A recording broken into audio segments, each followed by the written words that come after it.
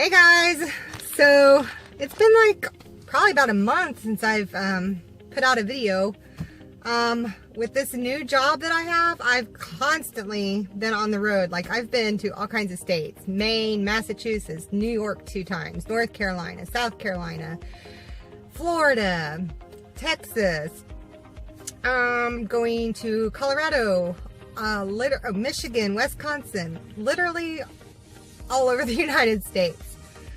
So yeah, super busy, and when I get to working, I don't stop. I just go, which I've passed some beautiful places that I should have stopped at, like Niagara Falls, down in Jacksonville, Florida. I could have went to the beach, but I was just like on to the next, on to the next, on to the next. So I need to consciously start taking an effort to slow down and see some of the things on my routes. So I'm going to do that, and I'm going to start doing videos again on that. But I'm going to post some trucks on here of a lot of the things that I've driven. I've driven things like FedEx trucks, AT&T trucks, big utility boom trucks, down to like just regular Dodge Durangos and Jeep Grand Cherokees. I absolutely love my job. I'm basically on the road all the time, home a couple days.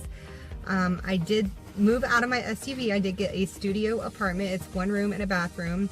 And I did that because when I first started the job, I noticed being on the road and in a vehicle 24/7 every day. When I went back to my home, which was my SUV, it was still in a vehicle, and that was a little much. When I was living in my SUV, I was working outside of a vehicle 10 to 12 hours a day, so going back to the SUV wasn't that big a deal. But now that I'm in vehicles all the time, I wanted a little place to get out of. That way I could, yeah, have something to go to other than a vehicle.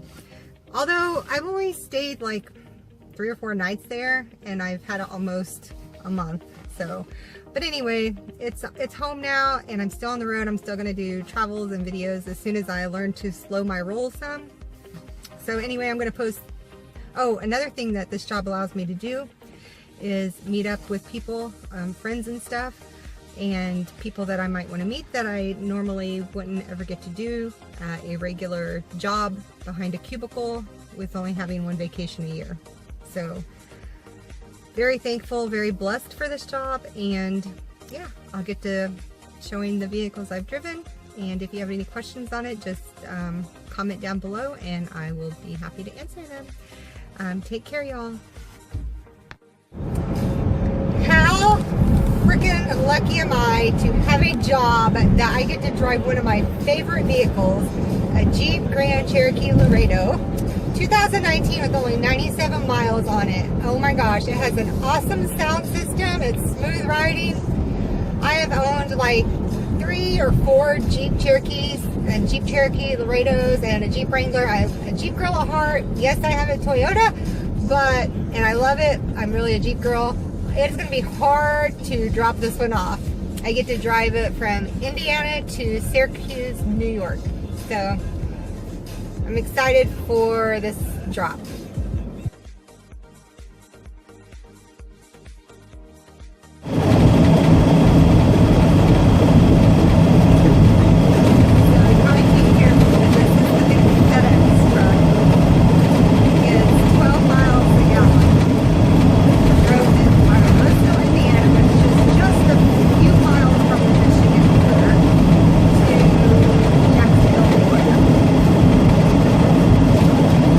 Radio.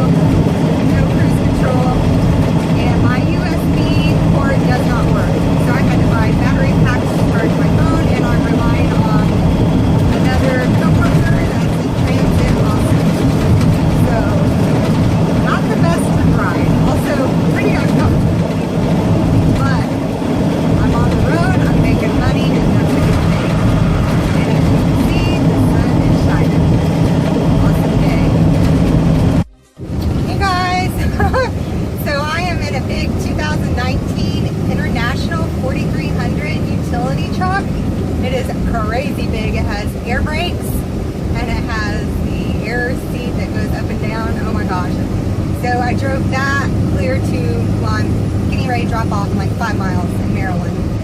Drove all night, so yeah, I look a total mess. Like, I need some sleep.